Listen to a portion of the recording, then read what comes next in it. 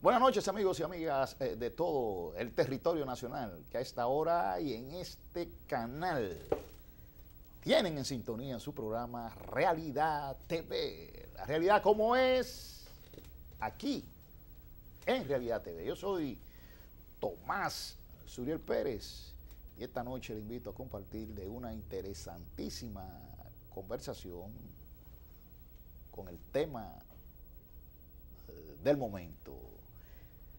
Hoy, como siempre, acompañado de los buenos amigos Julio César Santana y Adán Boden y García. Díganme ustedes, muchachones. Gracias por los muchachones, estamos fantásticos y fabulosos. Es una, la primera lluvia los muchachones de mayo. Los muchachones es como una condescendencia. Sí, no, claro. Y Tú lo además, quieres como un reflejar. agrado. y yo creo que el muchachón, en un ambiente tan caliente como está, como que da un segundo aire, ¿verdad? Sí. Miren, Un respiro. Un respiro. Sí. miren, los empresarios o los empleadores, como les gusta decir a muchos, pues le hicieron una propuesta a los trabajadores.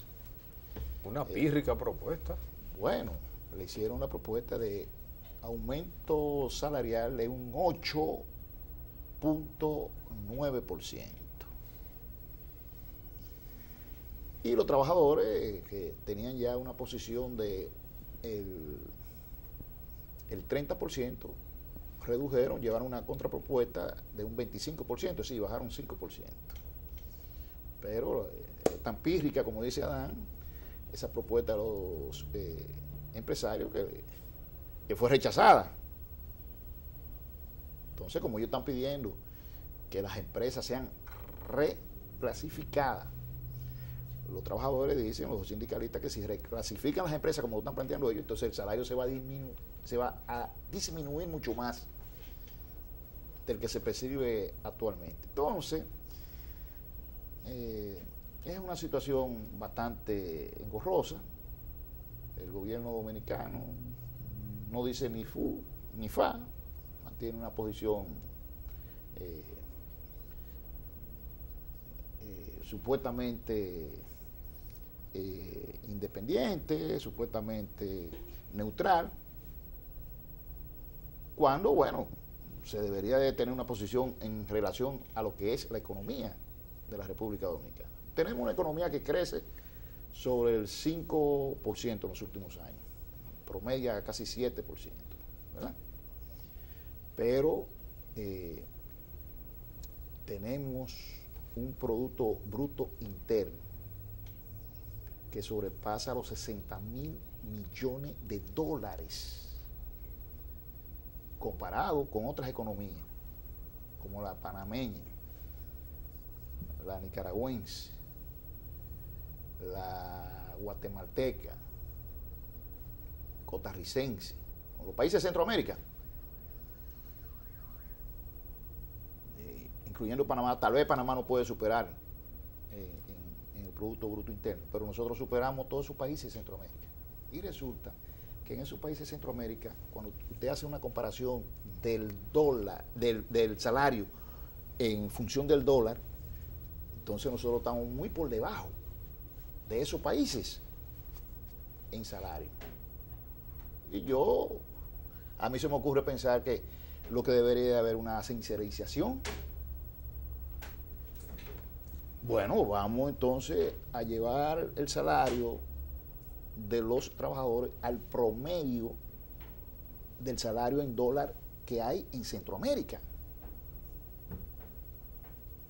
Y a partir de ahí, aplicar lo que Juan Bosch y el PLD en una ocasión, cuando se interesaban por los asuntos de los trabajadores, porque ya no se interesan, o ustedes creen que se interesan. No.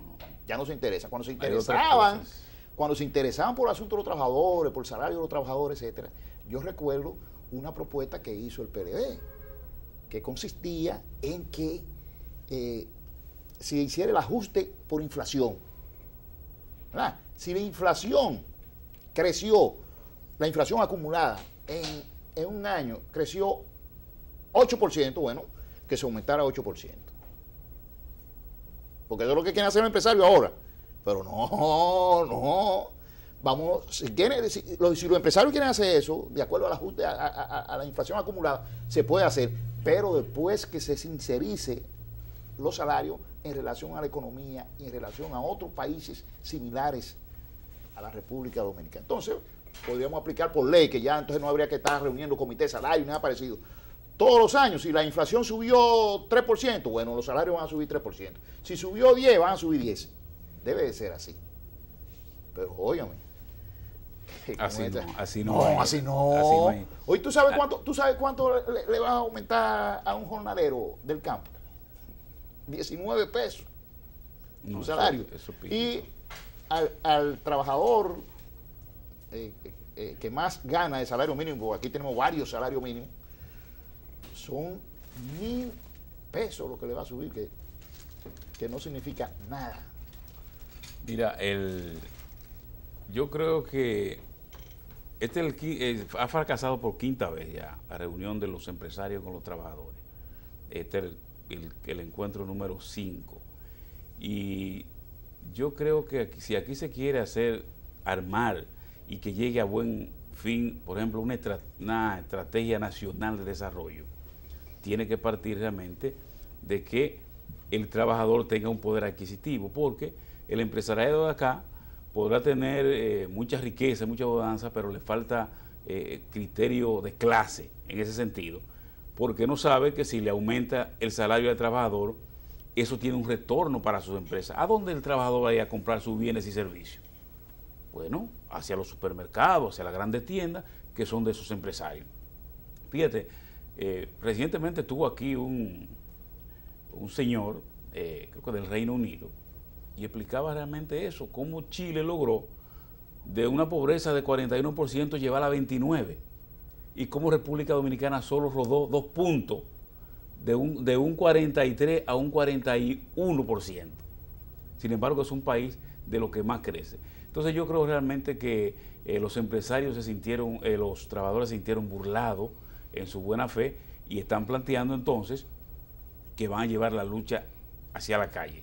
Tú hablabas ahorita de que no hay posición, por ejemplo, ni del gobierno, pero tampoco del partido que está en el gobierno. No, mucho menos. Mucho menos, o sea, eso ni pensarlo.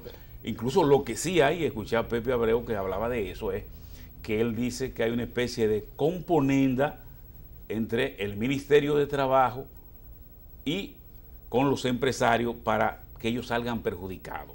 Y él decía, bueno, si se nos aplica la reclasificación de empresas, entonces nosotros vamos a salir perdiendo. Un trabajador que gane 6,000 pesos, posiblemente cuando vaya a computar, dice, no, pero ven acá, lo que tengo son 4,000. Entonces yo creo que este país debe enrumbarse en ese criterio y que, pero me sorprende también que ninguna organización política, no del PLD, porque bueno, o sea, están en el poder y están en otras cosas, pero ningún partido político, ni de los llamados de los emergentes, ni la izquierda tradicional, hacen una propuesta. Apareció, por ejemplo, un senador que sometió un proyecto de ley de 30%. Yo creo que por ahí es que va a haber que bajar. O sea, imponerlo, sí, 30%. Incluso ellos se transaron, los trabajadores, en un 25%. O que queremos ser flexibles y que no se proyecte que nosotros estamos atrincherados en una posición rígida que no varía. Vamos a bajárselo a 25%. Pero espérate. O sea, es un insulto ya decirle, no, vamos a bajarlo a 8.9%.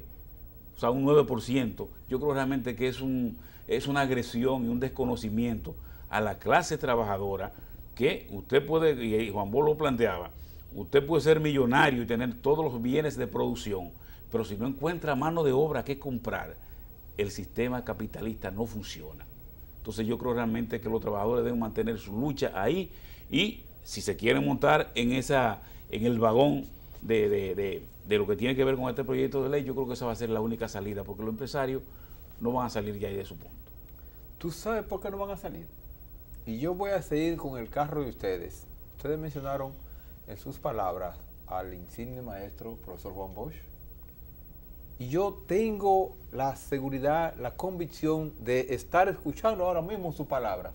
en el sentido de que si la economía no se le transforma en el bolsillo del ciudadano, del trabajador, el ciudadano, el trabajador no tendrá con qué comprar. Aparte de que, hay que decirlo claro, este país es consumista. Y si es consumista y no tiene con qué consumir, ¿qué rayos y centellas van a comprar? ¿Qué rayos y centellas van a producir los empresarios? Van a tener una producción estancada. Entonces yo creo que hay que aplicar, en el caso de la producción y del salario de los trabajadores y de los empleados, hay que aplicar la política que aplican los chinos, los comerciantes chinos. El comerciante chino te vende el arroz, tantos pesos menos, la libra.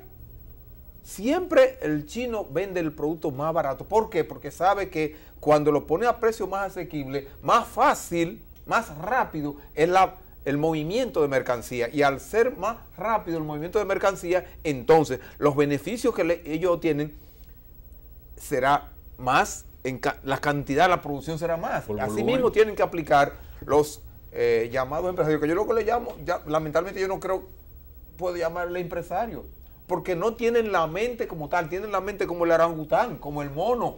No, son empresarios, miren. No, espera, Tomás.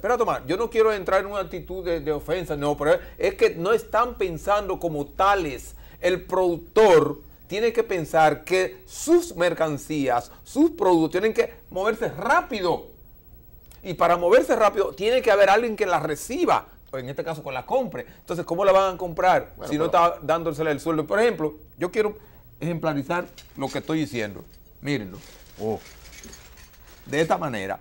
¿Cuánto que le quieren aumentar? 8%. Eso es lo que quieren aumentarle, un 8%. Pero ellos están sirviendo con esta cuchara, Miren la diferencia. Es un cucharón. Es un cucharón. Miren el fondo. Cucharón. Miren. Eso no es un cucharón sencillo. Por la facha debe tener más de 20 años. Mire. Yo estoy pensando que ellos se están sirviendo con esto, pero están pensando mentalmente, están pensando muy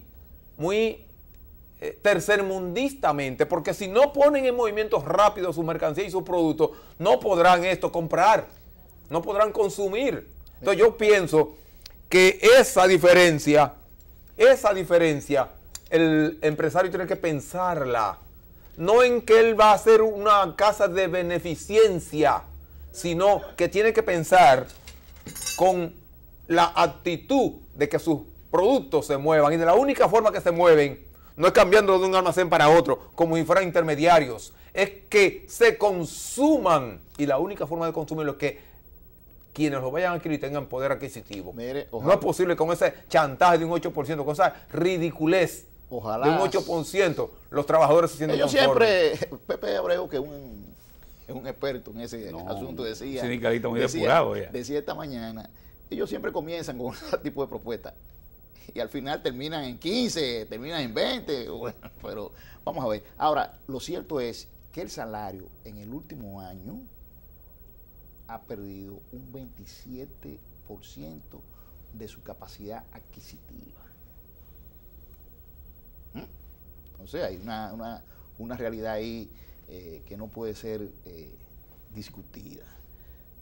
Ojalá la conciencia de clase, como le decía don Juan, ellos no llegue, pero llegue a los empresarios. Mira, esta negativa de aumentar el salario de los trabajadores coincide con un evento que se está celebrando en Casa de Campo, auspiciado por el Lin, el dueño de Claro.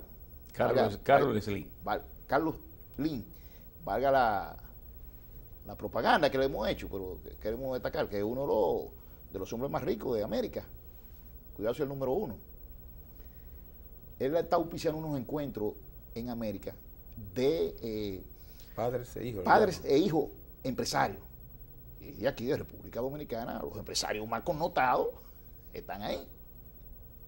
Oye, ojalá en ese encuentro, en esas reflexiones que están haciendo los empresarios ahí en Casa de Campo, puedan sacar conclusiones de que hay que mejorar las condiciones de la clase trabajadora, pero que no solamente tiene que hacerlo el empresario, tiene que hacerlo el gobierno, porque el gobierno, además de lo que decía Julio, de una actitud pasiva,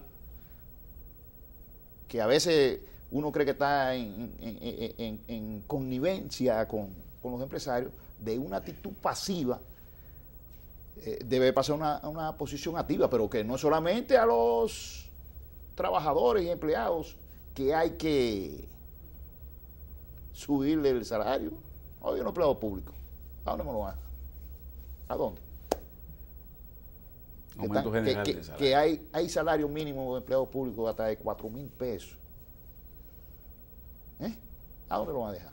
Pero bien, vamos a seguir dándole seguimiento a esa posición y a tratar de que se produzca, ¿no?, una verdadera aumento de la capacidad adquisitiva de la clase trabajadora de la República Dominicana. Miren, nos vamos a ir a una pausa y cuando regresemos venimos a conversar sobre el tema que está en tapete en República Dominicana. Los dominicanos nos caracterizamos, bueno, no me voy a excluir, en saber de pelota. Nosotros nos fajamos aquí a discutir de pelota con cualquiera. Y de política, ni se diga. Y ahora se ha agregado una materia, que es la materia constitucional. Nos fajamos a discutir de constitución con cualquiera. Entonces tenemos aquí con nosotros al licenciado César Santana, con quien vamos a conversar de la reforma constitucional. Una pausa y en breve estamos con ustedes.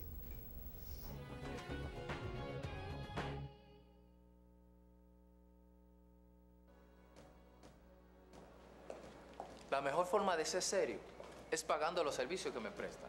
En eso yo no me pierdo. Yo cumplo con mi parte. En Santo Domingo Este tenemos la mejor ciudad gracias a ti. Cumple con tu parte. Intégrate. Ayuntamiento de Santo Domingo Este. El país lleva más de 100 años de crisis eléctrica. El gobierno, decidido, ha puesto en marcha un plan integral de 3 ejes para dar una respuesta definitiva, produciendo más energía a bajo costo, modificando la matriz energética, reduciendo las pérdidas y realizando una eficiente gestión.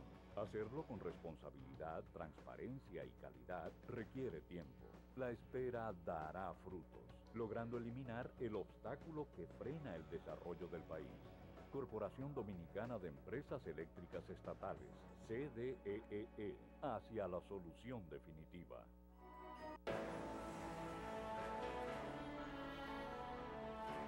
Este es un país que tiene un compromiso con su gente, compromiso con el futuro y compromiso con el presente, con la vida y con el bienestar, compromiso con los sueños y con la esperanza, con la honradez y con el trabajo, con la solidaridad y con la paz. Respetar cada uno de esos compromisos es lo que hemos hecho desde el primer día y vamos a continuar cumpliendo lo que prometemos a cada uno de los dominicanos para hacer lo que nunca se hizo. Gobierno de la República Dominicana, haciendo lo que nunca se ha hecho.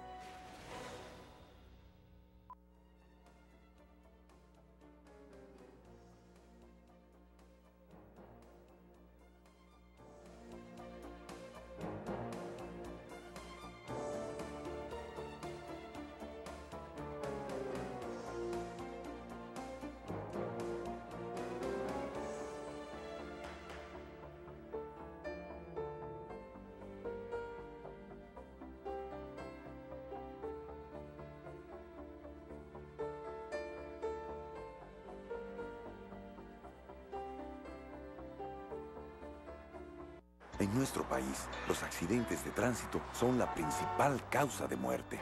Paremos ya. Seamos precavidos. El uso del cinturón de seguridad y el casco protector en motociclistas reduce el riesgo de lesiones. Utiliza tu celular solo cuando estés estacionado y nunca manejes bajo los efectos de alcohol. Rescatemos la conciencia ciudadana respetando las normas de tránsito. Rescate 365. Estamos contigo.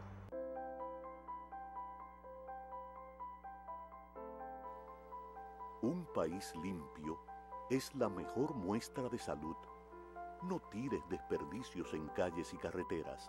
Como buen ciudadano, coloca la basura en el zafacón. Juntos podemos lograrlo. Empresa de Transmisión Eléctrica Dominicana, ETED, uniendo el país con energía.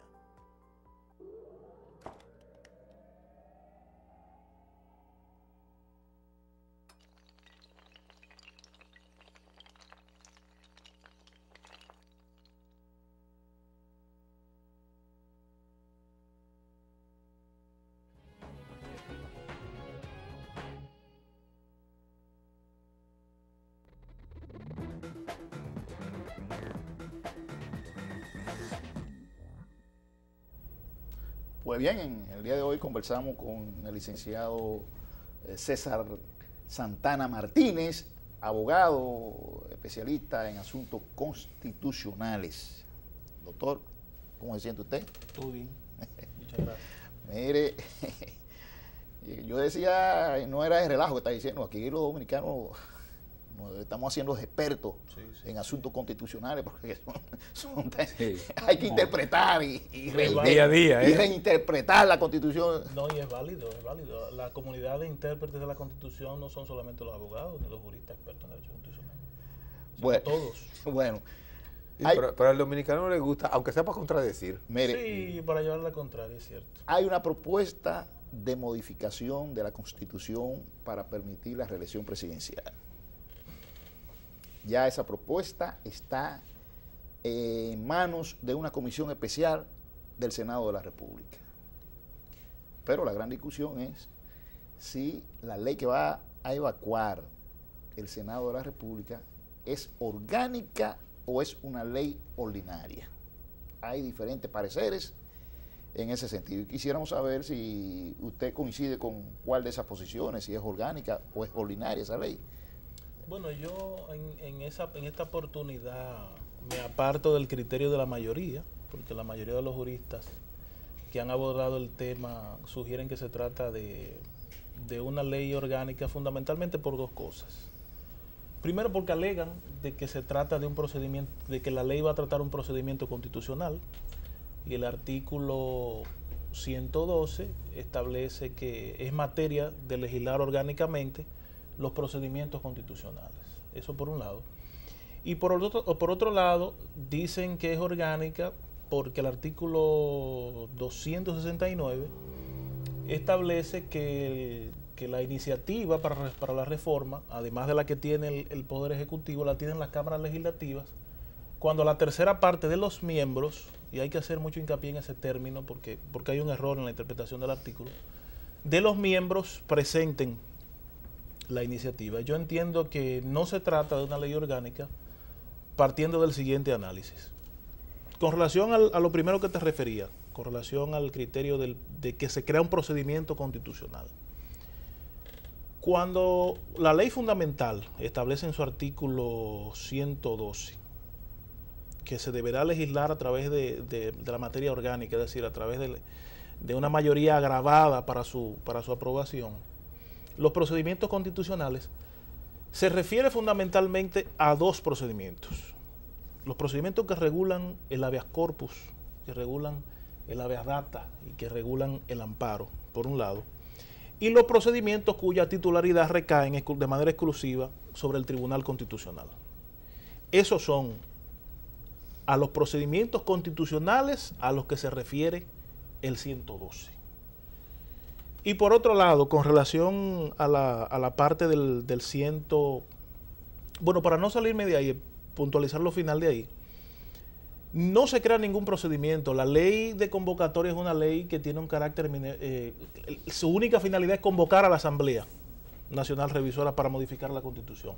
No se crea ningún procedimiento porque el procedimiento para reformar la Constitución, por mandato de ella misma, ya ella lo establece en el título 14 de la Constitución. Es ella quien establece de qué manera se convoca la Asamblea, cómo se hace, cuáles son los plazos para la reunión, es decir, todo el andamiaje procedimental para el proceso de la reforma ya está contemplado en la Constitución. De manera pues que esa ley no crea ningún procedimiento.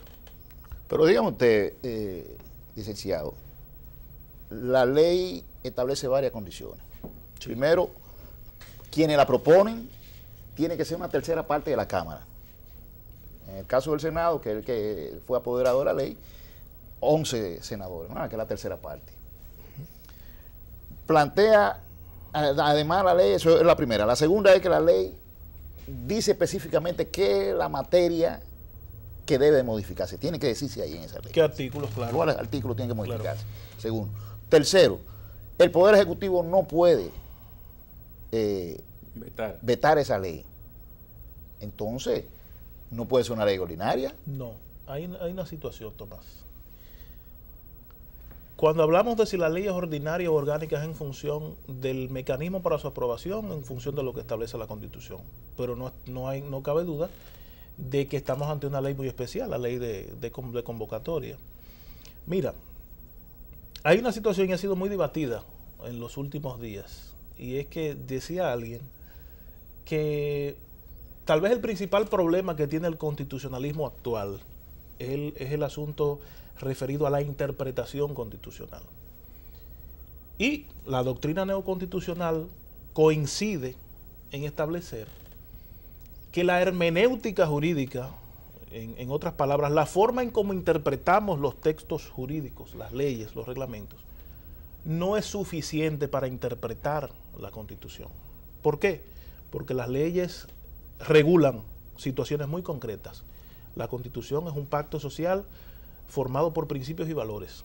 Y el mecanismo de interpretación tiene necesariamente que ser distinto. Eso por un lado. Y por otro lado, esa misma doctrina ha establecido que en aras de darle primacía al principio democrático que rige la política parlamentaria en el mundo, la interpretación de las cláusulas constitucionales referidas a la materia orgánica tiene necesariamente que ser restrictiva. Allí donde tengamos alguna duda, si estamos ante una legislación orgánica o no, debemos preferir, dice la doctrina de interpretación constitucional, debemos preferir que no es orgánica, que se está ante una ley ordinaria. Entonces, en ese sentido, yo creo que la discusión ha girado en torno necesariamente a la interpretación. La mayoría de los juristas han hecho interpretaciones estrictamente literales del texto constitucional y por eso es que se ha creado el bueno, pero ya usted sabe que los juristas que se oponen a que la ley sea ordinaria, como el carácter ordinario, como se le ha venido dando, ya han advertido que van a ir al Tribunal Constitucional. Sí. Es decir, que ya eso será materia de interpretación de ese tribunal. Y me parece que en el caso del artículo 269 sí debe haber una interpretación de parte del tribunal, porque si tú te fijas, habla de que la iniciativa debe ser presentada, no votada. Presentada por la tercera parte. Si nos vamos al 112, que es el que regula la materia orgánica, establece que la ley debe ser votada por las 2/3 partes. Hay discrepancia terminológica que en su momento el máximo intérprete de la Constitución, que es el Tribunal Constitucional, en la presentación y en la votación, deberá establecer realmente cuál es la línea. Pero no creo que el criterio sea ampliar el radio de acción de la materia orgánica, porque es que eso genera un problema político muy fuerte. ¿Por qué? Porque es que la materia orgánica, por mandato de la Constitución, regula, además de los procedimientos constitucionales, todo lo relativo al ordenamiento territorial y sobre todo a un aspecto muy amplio que son los derechos y las garantías fundamentales. Los abogados que litigamos somos muy habilidosos en tratar de coger el camino más fácil para las cosas. Y si nos llevamos por ese derrotero, prácticamente todos los conflictos se pueden fundamentalizar. ¿Por qué? Porque todo tiene de alguna manera u otra que relacionarse con un derecho tan fundamental y tan importante como la dignidad humana, por ejemplo. Entonces yo no creo que el tribunal haga una interpretación amplíe el radio de acción de ese artículo. Me parece que se va a acoger a esa doctrina a la que yo he mencionado de restringir un poquito. Mira, hay una intervenga. Yo he escuchado siempre que la Constitución debía ser una expresión del desarrollo de una sociedad. La nuestra se ha modificado 37, 38 veces.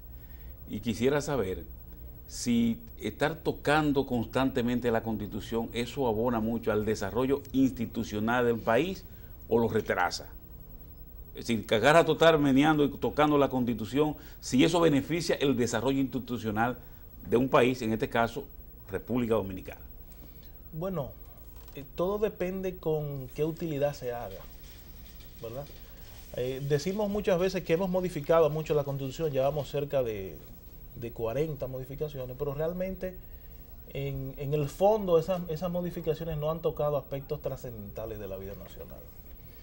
El si afecta o no la institucionalidad depende de qué tipo de cosas se vaya a reformar. O sea, por ejemplo, el hecho de que se produzcan reformas muy seguidas a propósito de tocar el tema, por ejemplo, que es el que está actual sobre la postulación presidencial, la reelección presidencial, yo creo que eso más que debilitar institucionalmente el país, que lo hace, lo que habla mucho es de la falta de madurez del liderazgo político nacional. Es decir, que cuando legalmente se ve impedido, y no solamente legalmente, estamos hablando de la ley fundamental, constitucionalmente se ve impedido de poder presentar un proyecto, por más legítimo que popularmente sea, ¿verdad? Pues eso no está en discusión.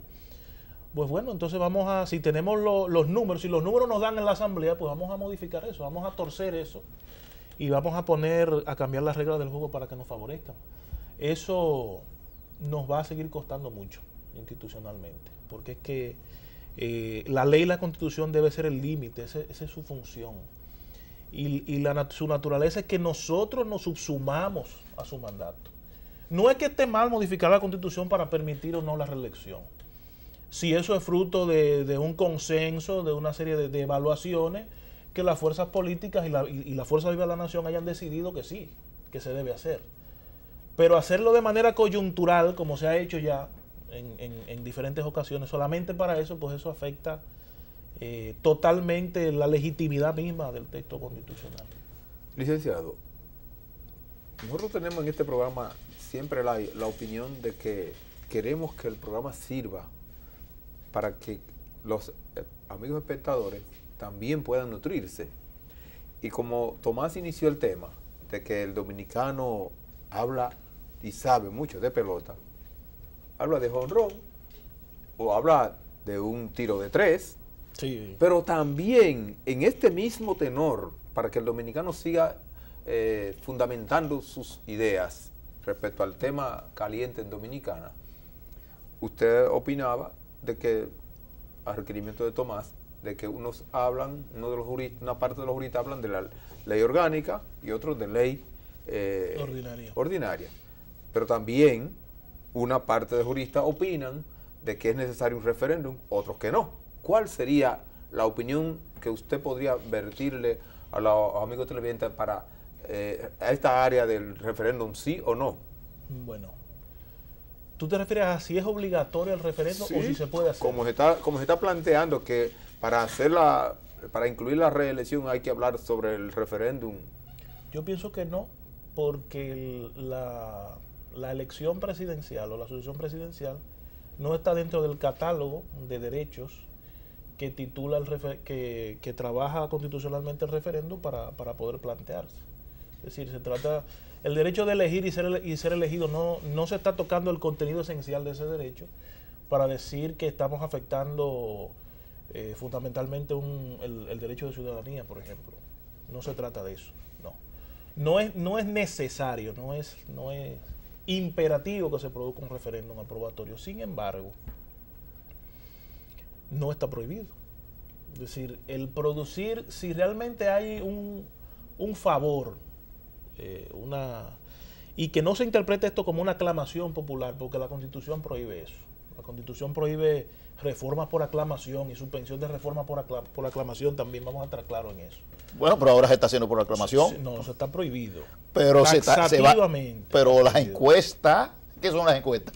Sí, hay una situación y es que si hay un movimiento en el seno de la sociedad que entiende que debe modificarse la Constitución para permitir la reelección, es válido que el pueblo se pueda consultar, ¿verdad? Ahí podríamos llegar al principio jurídico que en derecho lo que abunda no daña. Eso no, en modo alguno afectaría la legitimidad de la Constitución, todo lo contrario, tendría un plus de legitimidad eso. Yo pienso que no habría problema en planteárselo, pero no es obligatorio. Como se han hecho en otros países, se ha modificado la Constitución. Bolivia se convocó a referéndum, plebiscito en Venezuela. Es correcto. Pero mira, hay un elemento de hecho, se habla del plebiscito, del referéndum, porque hay abogados que entienden que afecta a derechos fundamentales. Es decir, yo voté por un presidente, por un senador, por 4 años. Si eso me lo cambian, entonces afectaron mi derecho al yo votar. Hay algunos planteamientos, hay juristas que dicen eso. Entonces, sí, entonces me está afectando un derecho fundamental del elector. Que te dijo, yo te voy a llevar hasta el kilómetro 9. Ah, no, sigue conmigo hasta Santiago. No, pero eso no fue el asunto. No, porque para eso están las reglas del juego. Para eso están las reglas del juego. No hay derechos fundamentales convocados ahí y tengo que volver a la interpretación. Hay que volver sobre eso porque ese es el génesis de todas estas situaciones. Los derechos fundamentales están consagrados en la Constitución y en lo que la ley orgánica de los procedimientos constitucionales llama el bloque de constitucionalidad, que no es más que un sinnúmero de pactos, de tratados internacionales, de sentencias internacionales, que vienen a potenciar el catálogo nativo de derechos fundamentales que tenemos. Pero eso es una materia propia del Tribunal Constitucional, añadir derechos fundamentales a los que ya tenemos. Entonces, mientras tanto, vamos a subsumirnos al catálogo que tenemos. Estamos hablando de no pocos, estamos hablando de casi 30 derechos sin desarrollo que establece la Constitución, que son fundamentales. Entonces, el trato, vamos a dárselo a esos. No todos los derechos que están establecidos en la Constitución tienen el carácter de que son fundamentales. ¿Por qué?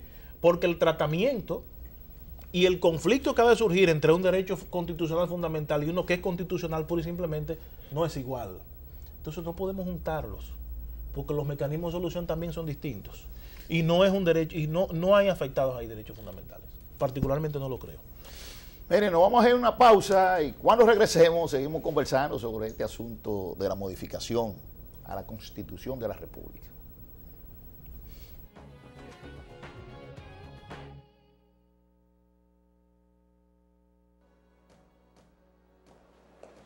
La mejor forma de ser serio es pagando los servicios que me prestan. En eso yo no me pierdo. Yo cumplo con mi parte. En Santo Domingo Este tenemos la mejor ciudad gracias a ti. Cumple con tu parte. Intégrate.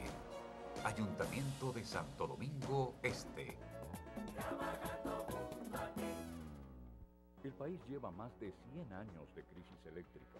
El gobierno, decidido, ha puesto en marcha un plan integral de 3 ejes para dar una respuesta definitiva, produciendo más energía a bajo costo, modificando la matriz energética, reduciendo las pérdidas y realizando una eficiente gestión.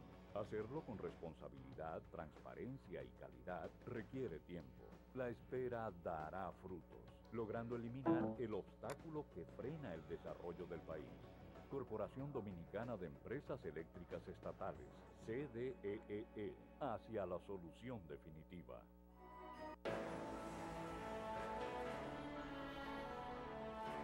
Este es un país que tiene un compromiso con su gente, compromiso con el futuro y compromiso con el presente, con la vida y con el bienestar, compromiso con los sueños y con la esperanza, con la honradez y con el trabajo, con la solidaridad y con la paz. Respetar cada uno de esos compromisos es lo que hemos hecho desde el primer día y vamos a continuar cumpliendo lo que prometemos a cada uno de los dominicanos para hacer lo que nunca se hizo. Gobierno de la República Dominicana, haciendo lo que nunca se ha hecho.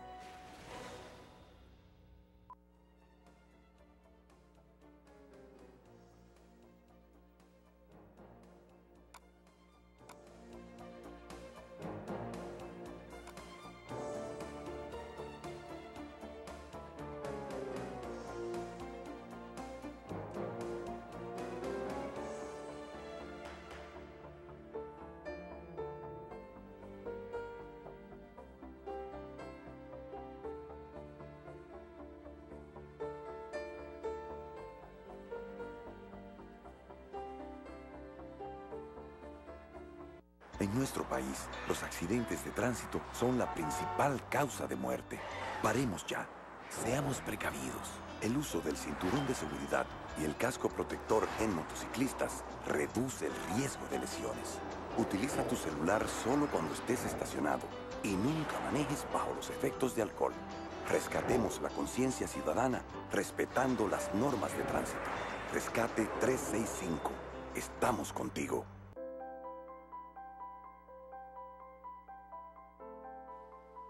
Un país limpio es la mejor muestra de salud. No tires desperdicios en calles y carreteras. Como buen ciudadano, coloca la basura en el zafacón. Juntos podemos lograrlo. Empresa de Transmisión Eléctrica Dominicana, ETED, uniendo el país con energía.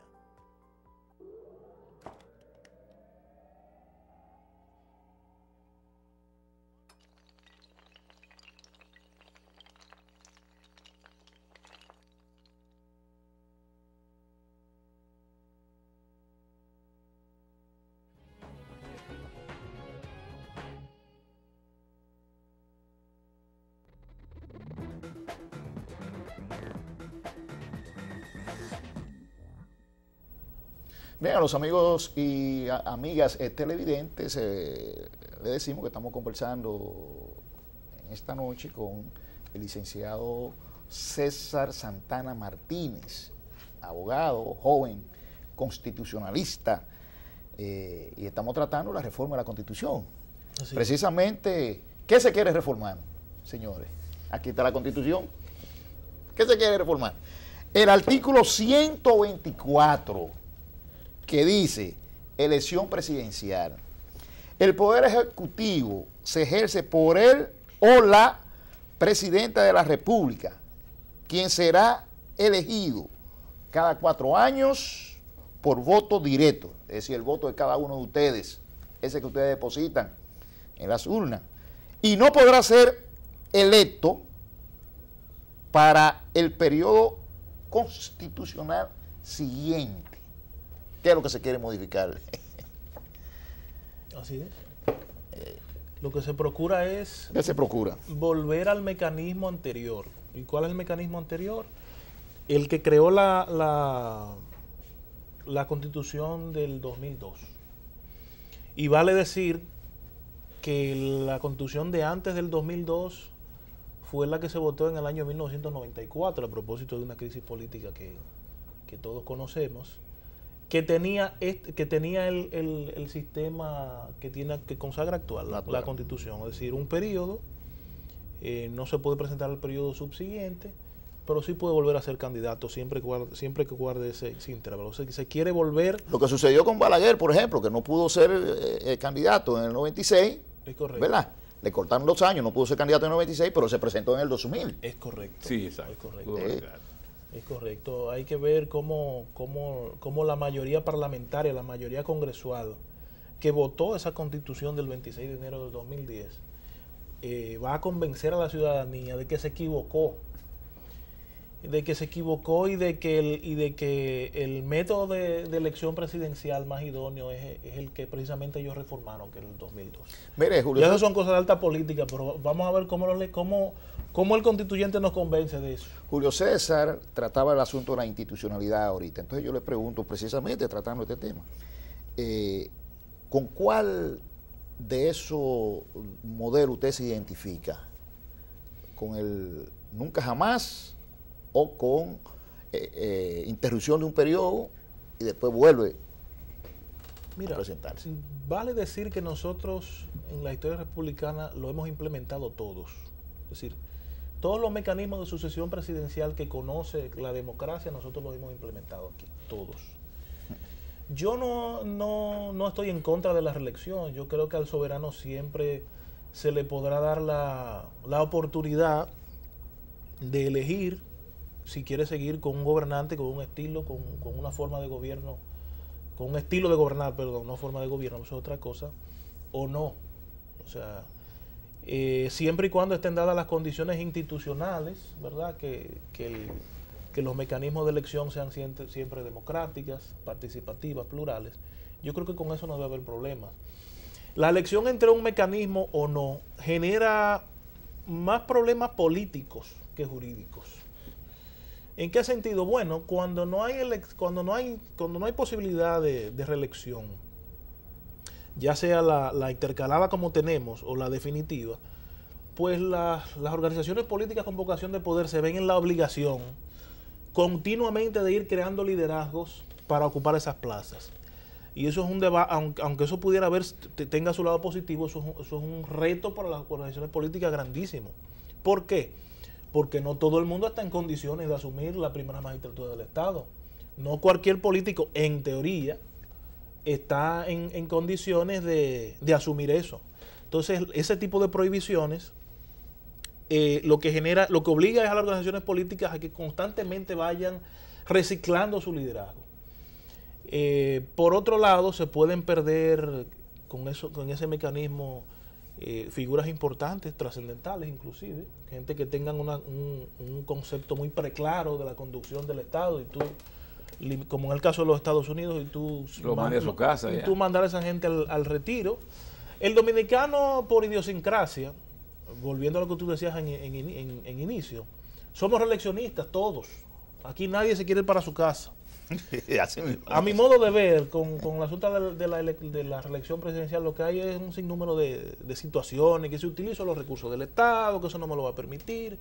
Pero en el fondo aquí nadie, yo no me imagino aquí a un legislador votando un proyecto, una ley o una reforma constitucional que lo limite a él a estar 4 años en su curul en el Congreso y que se vaya de ahí. No, yo no me lo imagino. Aumentárselo sí. Yo no me lo imagino. Aquí los jueces no se quieren jubilar, aquí los generales les llega el tiempo y no quieren que los retiren. Aquí nadie se quiere ir para su casa. Es un problema cultural, social que tenemos. O sea, yo no creo que el problema del mecanismo o el tipo de consagración para la elección presidencial sea el problema, sino desde el punto de cómo lo enfoca el liderazgo político realmente. ¿Y no es el problema? Mira, ¿y qué garantía hay? Ese transitorio que se le va a incorporar a la Constitución, si sea aprobada, nunca jamás. Antes de ese es como el último de la Constitución si la modifican. Antes de eso, hay que averiguar. Todo en República Dominicana y en la Constitución y en los tratados habla de plazos. Hay tiempo suficiente para poder hacer todas estas modificaciones con la seguridad de que eso va a ir al Constitucional y de que las elecciones estamos ahí a doblar de la esquina. ¿Hay plazo para eso? Bueno, en un primer término, si hablamos si hay plazos para modificar la Constitución, sí. Porque el proceso de reforma está constitucionalmente consagrado que no se puede suspender bajo ninguna circunstancia, ni siquiera bajo estado de excepción. Ya. Después que la Asamblea esté convocada, es decir, que esté aprobada la ley de convocatoria, los trabajos de la Asamblea no se pueden suspender y los plazos en días que tienen para conocer entre un procedimiento y otro, un tema y otro, son muy cortos. Es decir, una Constitución se puede modificar en una semana sin problema. Si entra en juego el tema del referendo, ahí habría que ver realmente si hay tiempo para eso. Y con relación a un eventual recurso ante el Tribunal Constitucional, ahí ya yo no te podría decir, pero es posiblemente que no, porque el que se pueda poner en agenda y se pueda conocer una acción de esa naturaleza con todos los incidentes que se puedan presentar y con relación a lo complejo de la situación de que no se ha presentado eso antes, no tenemos precedentes sobre eso, tal vez no. No hay tiempo. Tal vez no. Y tampoco se pueden suspender las elecciones. O sea, la Constitución manda que cuando la Junta Central Electoral no organiza las elecciones, los colegios electorales se constituyen de pleno derecho. Las elecciones no se pueden suspender bajo ningún... Es decir, que ahí hay un cuello de botella en cuanto a tiempo. Hay que apurar. Lo que yo estaba planteando es mi temor del asunto del transitorio. Que es posible que nos encontremos en el 2050 con un transitorio que vaya saltando cada 4 años, porque te dice un transitorio nunca jamás, pero en el 20 puede aparecer una mayoría de señores. Vamos a rodar este transitorio al 2024 y el 2024 aparece lo mismo y lleguemos hasta el 2050, qué sé yo, dando saltos de canguro, de transitorio en transitorio. Entonces, ¿Qué mecanismo tiene la Constitución quizá para garantizar eso, si lo tiene? Puede haberla. Lo primero es que no solamente que se pueda dar el asunto de que llegue otro transitorio, porque si llega otra modificación constitucional, o sea, los que la promueven hoy a propósito de la popularidad del presidente, pueden tener ese mismo argumento en el 20 y someternos a lo mismo. Y el sentido que tendría aquel artículo transitorio no tendría ninguno, porque la Asamblea va a votar un texto nuevo. Pudieran aparecer inclusive otro tipo de interpretaciones, como las que han surgido antes, que esa Constitución ya no se le aplica al presidente. Pero sí hay un límite para eso que tú comentabas de que puedan seguir surgiendo artículos transitorios y reformas sobre reformas. Y es que la Constitución tiene una cláusula de intangibilidad que consagra el principio democrático, republicano y de gobierno civil representativo. En otros países se ha dado la experiencia, aquí no todavía. Eso depende mucho también de la madurez política con que los juristas asuman las cosas. Se ha dicho que las modificaciones constitucionales, yo no recuerdo ahora realmente en qué estado fue, que las modificaciones constitucionales sucesivas para beneficiar al gobernante de turno se consideran constitucionalmente nulas porque atentan contra el principio democrático y representativo del ejercicio del poder. Es decir, dicen, ¿qué han dicho esos tribunales constitucionales? Han dicho, bueno, tú a propósito de la mayoría que tienes en las cámaras legislativas, tú quieres disfrazar de un mecanismo democrático el reformarme la ley fundamental, pero solamente para beneficiarte tú. Esto es una dicta blanda, realmente. Entonces, esa cláusula de intangibilidad, lo que quiere decir es que ni el propio constituyente puede modificar sobre ese particular. Pero César, por favor, ahora mismo la Constitución del 2010 establece que el presidente en ejercicio no puede repostularse. Sin embargo, posiblemente por una mayoría, si logran una mayoría congresional, van entonces a quitarle esa condición que tiene la Constitución. Y lo que Julio establece es el miedo que hay en algunos sectores de la población, en el sentido de que, bueno, en el 2018 estaríamos a 2 años del 16, y en el 2016 es probable que los que hoy promueven la reelección tengan mayoría congresional y entonces esa transitoriedad se la quiten con la mayoría que logren, si la logran. Entonces, eso no entra ese concepto que usted está emitiendo ahí. Yo no creo que tenga tanta seguridad el pueblo dominicano de que dentro de 4 años o dentro de 3 años digan, no, podemos cambiarla otra vez, porque tienen una correlación de fuerza mayor de acuerdo a las elecciones posiblemente del 2016 que venga. Son creaciones pretorianas, pudiéramos decir, pero se pueden dar en la práctica. Es decir, es una situación que puede llegar al Tribunal Constitucional a que decida si todas esas reformas sucesivas, solamente para eso, guardan legitimidad y guardan coherencia con el principio republicano y representativo que tiene el Estado, inherente a él, inmodificable. Otra situación que se pudiera dar, aunque tal vez eso requiere quizás una interpretación más acuciosa de parte del máximo intérprete de la Constitución, es que hay una cláusula que establece que yo no puedo legislar para favorecerme. Claro. Eso en materia de ley, un principio, pero perfectamente se puede llevar a la materia propia de la Asamblea Nacional. Es decir, el liderazgo político debe apostar a la institucionalidad y no llegar a los límites. Porque cuando lleguemos a los límites, entonces vamos a apoderar a los expertos en eso, a los que van a decidir no de conformidad con lo que políticamente nos convenga, sino a lo que en función del derecho le puede poner un alto. Mire, licenciado, finalmente, ya estamos finalizando el programa.